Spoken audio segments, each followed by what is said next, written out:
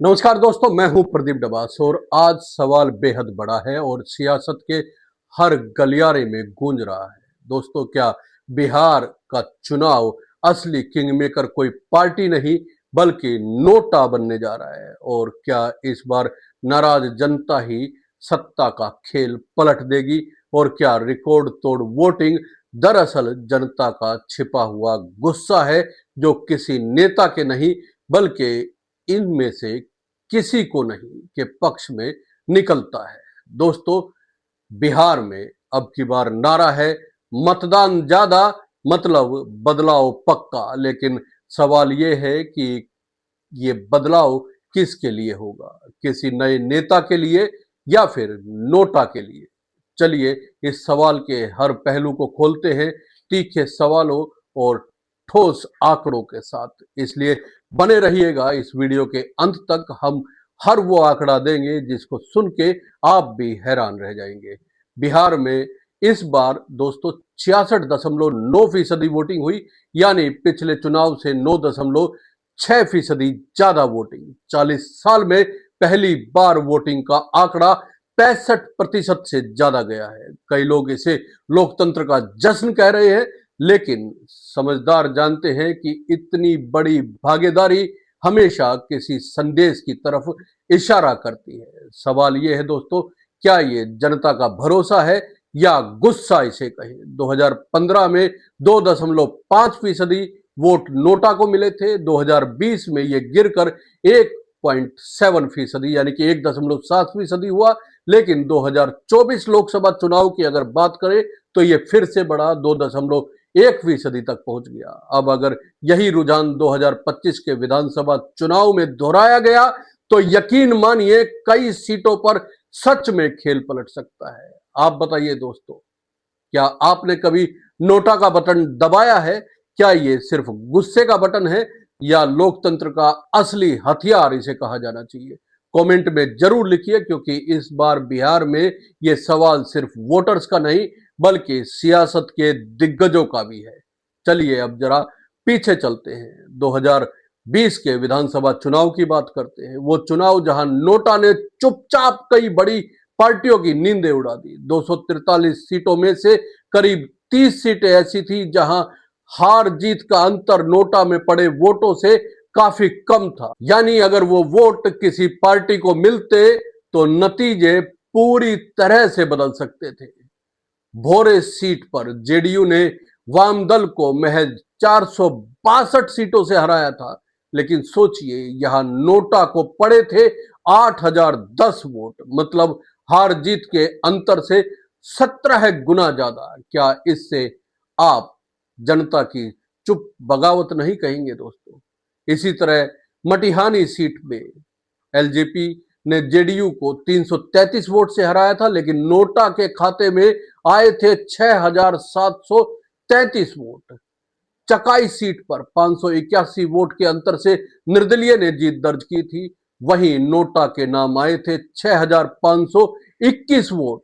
अब जरा सोचिए, बिहार चुनाव की सबसे दिलचस्प कहानी हिलसा सीट की, जहां हार जीत का अंतर था सिर्फ 12 वोट का। जी हां, 12 वोट। लेकिन उसी सीट पर नोटा को मिले थे 1022 वोट दोस्तों। सोचिए, अगर उसमें से सिर्फ 13 वोट किसी एक उम्मीदवार को मिलते तो इतिहास कुछ और होता। यही वजह है कि इस बार हर राजनीतिक दल के दिमाग में एक ही डर है, कहीं नोटा फिर से किंग मेकर ना बन जाए।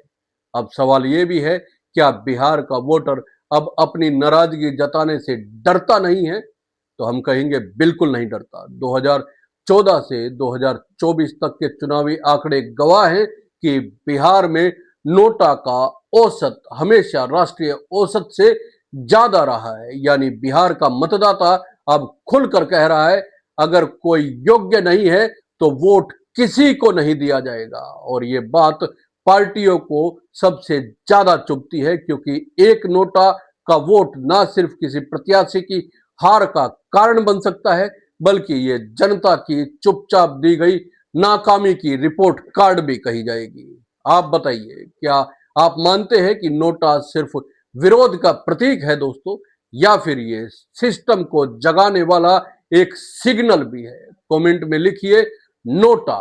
अगर आप भी मानते हैं कि जनता को अब बोलना आ गया है, बिना बोले वो भी, अब जरा राजनीति के गलियारों में चलते हैं।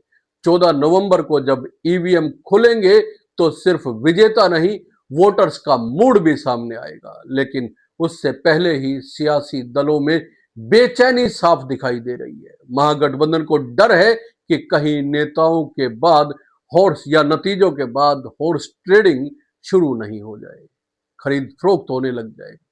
अब ये माना भी जा रहा है कि नतीजों से पहले ही गठबंधन ने अपने विधायकों को महफूज रखने का पूरा प्लान ही तैयार कर लिया है। आरजेडी ने अपने विधायकों को जीत के तुरंत बाद पटना बुला लिया है, तो कांग्रेस उन्हें कर्नाटक या तेलंगाना शिफ्ट करने की प्लानिंग कर रही है।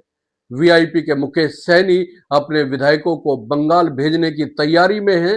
मतलब नतीजे आने से पहले ही विजय जुलूस नहीं, बल्कि सुरक्षा कवच तैयार किया जा रहा है।